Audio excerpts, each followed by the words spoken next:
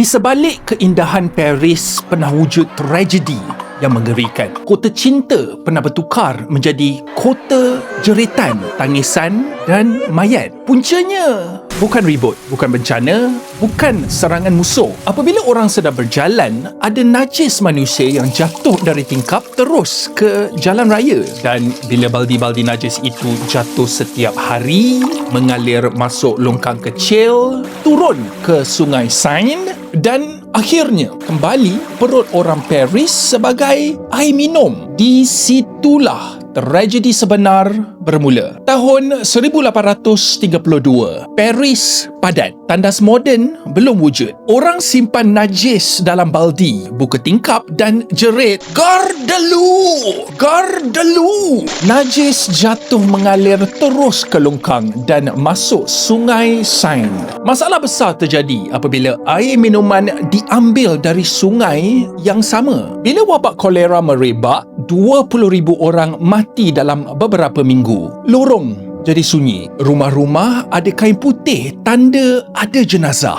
Hospital penuh dengan bau peluh dan najis. Mayat dibawa kereta kuda. Hospital penuh.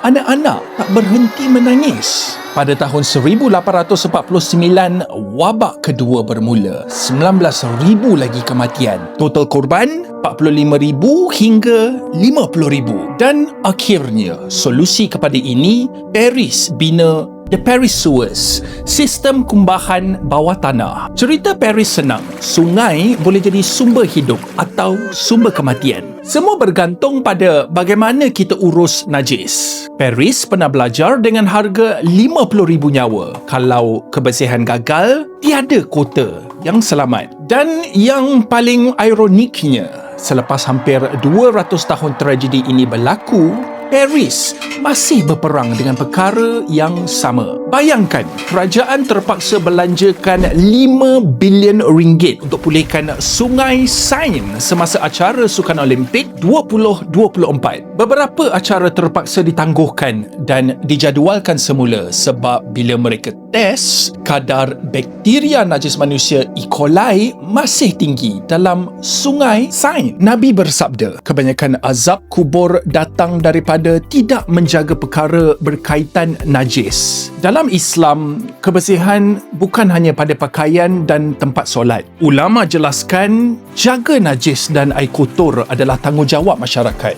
supaya tidak memudaratkan orang lain. Allah mengingatkan dalam Al-Quran, janganlah kamu mencampakkan diri kamu ke dalam kebinasaan. Syukur Malaysia bertuah ada IWK. 3 dekad mereka memelihara air, melindungi keluarga kita daripada penyakit dan wabak. Ada yang masuk lubang bawah tanah, berjalan dalam lorong yang busuk dan sempit, bertemu gas yang boleh meragut nyawa. Semua tu hanya untuk pastikan air sisa kumbahan diproses dengan selamat. IWK sudah memainkan peranan dan tanggungjawab mereka. Kita sebagai pengguna, janganlah lupa peranan kita sebagai pengguna.